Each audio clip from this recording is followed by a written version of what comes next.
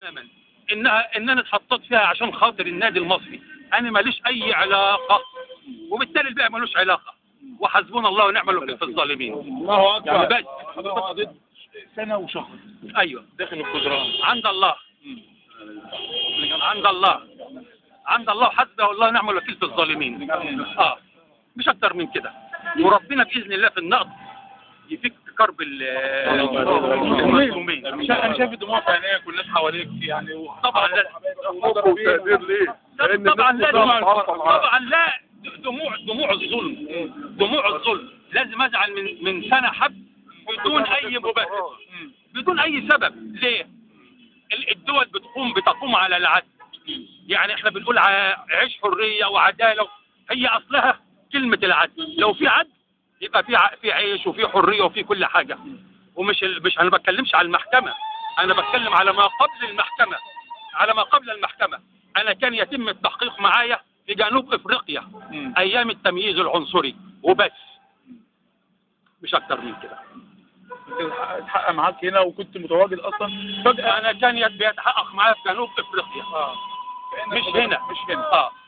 واخر مره لما رحت اسماعيليه فوجئت ان هم حولوك بس بعد 8 مرات بروح من نفسي، مفيش اي حاجه، ماليش اي علاقه بحاجه، والحمد لله على كل حال. عايز تقول ايه للاستاذ كامل ابو علي وكل المدربين ومجلس انا عاوز اشكر اهالي بورسعيد. انا عاوز اشكر الجميع، اشكر الجميع، وندعو كلنا للجميع ان الباقي ربنا يفك كرب.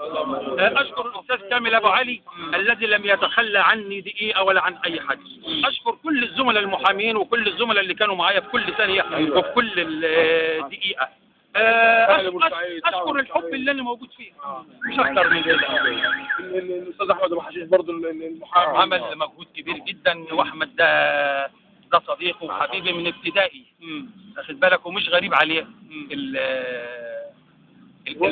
اللي حصل منه. عايز تقول ايه للناس اللي لسه محبوسه جوه؟ عاوز اقول لهم باذن الله، باذن الله من خلال الاجراءات القانونيه هياخدوا حقهم تماما. لان انا مش عاوز اخوض في اي حاجه ثانيه، لكن باذن الله من خلال النقد الموضوع منتهي باذن الله، ان شاء الله، ان شاء الله. هتقول حاجه ثانيه؟ شكرا. استاذ احمد ابو حشيش محامي اليوم محسن، عايز تقول ايه للاستاذ عقاله؟ والله في عقاله عايز اقول الحمد لله، الحمد لله